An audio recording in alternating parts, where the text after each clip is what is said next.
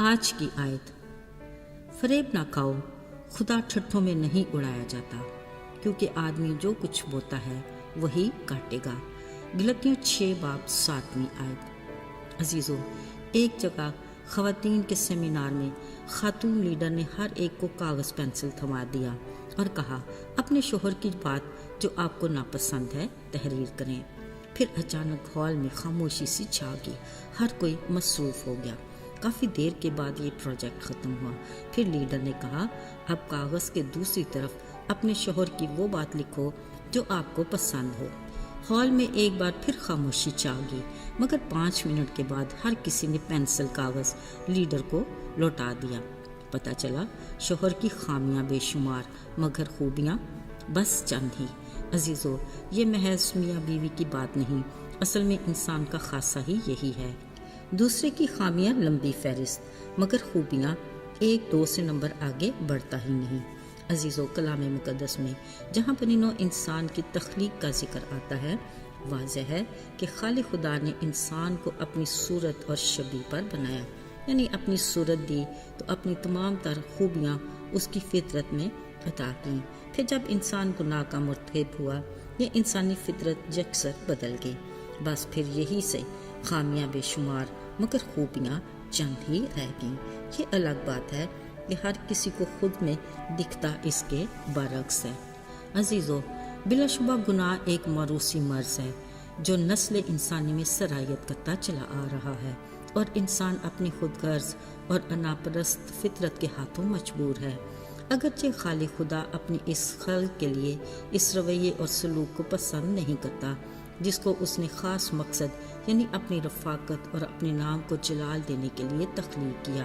قادر خدا جانتا ہے کہ جب پاک اور بے عیب برے کی قربانی کی بدولت گناہگار اپنی پرانی انسانیت کو اتار نہیں پھینکتا، زندگی میں تبدیلی ممکن نہیں۔ اسی لیے اس نے کہا میں انسان کے ارادے اور خیالوں کو جانتا ہوں، اس لیے اس نے عہد کیا کہ میں اپنی نئی روح تمہیں عطا کروں گا اور نیا دل بخشوں گا۔ عزیزو، اسی لیے اس نے اپنے ٹھہرائے وقت پر اپنے اکلوتے بیٹے کو دنیا میں بھیجا۔ اپنی زمینی زندگی کے دوران بھی وہ اپنے ساتھ جڑی لوگوں کی بڑی بھیڑ میں سے ہر ایک کے بارے میں جانتے تھے۔ جب بھی سبت کے دن کسی کو شفا دیتے، مخالف سامنے آ جاتے اور اعتراض کرتے۔ پھر جہاں بیمار کو شفا دیتے وقت کہا جا تیرے گناہ معاف ہوئے، پھر بھیڑ میں سے نکل کر الزام لگاتے یہ کون ہے جو گناہ معاف کرتا ہے؟ جب ہیکل میں کھڑے ہو کر صاحب اختیار کی طرح تعلیم دیتے تو ناپسندیدگی کا اظہار کرتے، اگرچہ یسوع نے کچھ بھی اپنے اختیار سے تجاوز ہو کر نہیں کیا تھا۔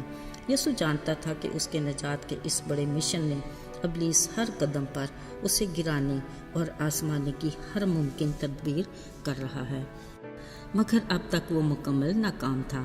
اب تو یسوع اپنے صلیبی سفر کے اس مرحلے میں تھا کہ کھوپڑی کی جگہ کچھ ہی قدم دور تھی۔ انہوں نے اسے ارغوانی چوغا پہنا کر کانٹوں کا تاج سر پر رکھا اور اسے ٹھٹھوں میں اڑانے لگے کہ یہ یہودیوں کا بادشاہ ہے، اور اس کا یہی الزام لکھ کر اوپر لگا دیا، اور اس نوشتہ کو پورا کرنے کے لیے 2 ڈاکو دائیں بائیں مسلوب کیے کہ وہ بدکاروں میں شمار کیا گیا۔ بات صرف یہاں تک نہیں تھی، بلکہ اب تو یسوع کی اس حالت میں راہ چلنے والے سر ہلا ہلا کر لان تان کرتے اور کہتے مقدس کو ڈھانے والے، 3 دن میں بنانے والے، صلیب پر سے اتر کر اپنے تائیں بچا۔ اسی طرح سردار کاہن بھی ٹھٹھے مار کر فقیوں سے کہتے رہے اس نے اوروں کو بچایا پر خود کو نہیں بچا پایا۔ اگر یہ ابھی صلیب سے اتر آئے تو ہم اس پر ایمان لے آئیں۔ اور وہ 2 ڈاکو بھی لان تار کرنے میں کسی سے پیچھے نہیں تھے۔ عزیزو، یہ وہ وقت تھا کہ یسوع اپنے چاروں طرف دشمنوں سے گھرے ہوئے تھے، مگر صبر اور تحمل مزاجی کی انتہا دیکھیے۔ پھر بھی انہوں نے کہا اے باپ ان کو معاف کر، کیونکہ یہ نہیں جانتے کہ کیا کرتے ہیں۔ عین ممکن ہے دائیں بائیں کے دونوں ڈاکوؤں نے بھی سنا ہوگا۔ ایک تو مسلسل تانا زنی کرنا اور کہتا رہا اگر تو خدا کا بیٹا ہے تو خود بھی بچ اور ہمیں بھی بچا۔ اصل میں یہ ابلیس کے وہ وار تھے جو مسلسل برستے رہے، مگر یسوع اگرچہ جسم میں کمزور مگر روح میں مضبوط تھے۔ اب وہ ان دونوں ڈاکوؤں کی آپس میں بات چیت کو سننے لگے۔ ایک بولا چپ رہ، हम तो अपने किए की सज़ा पा रहे हैं, मगर ये बेगुनाह है। उसने कोई जुर्म नहीं किया। मतलब उसने यीशु के बेकसूर होने की गवाही दी और ख़ुद के गुनहगार होने का इकरार भी किया। कहा, जब तू अपनी बादशाही में आए मुझे याद करना। उसकी इस बात से अंदाज़ा होता है कि वो यीशु को बहुत दूर तक जान चुका था। उसने कहा, तू आज ही मेरे साथ फिरदौस में होगा। अजीज़ों, आखिरी लम्हे, आखिरी पल यीशु का इस डाकू के लिए क्या खूबसूरत वादा था। कलाम मुकद्दस के मुताबिक यकीनन जो रूह के लिए बोता है वो हमेशा की ज़िंदगी की फसल काटेगा, मगर अफसोस दूसरे डाकू ने जिस्म के लिए बोया और उसने हलाकत की फसल काटी।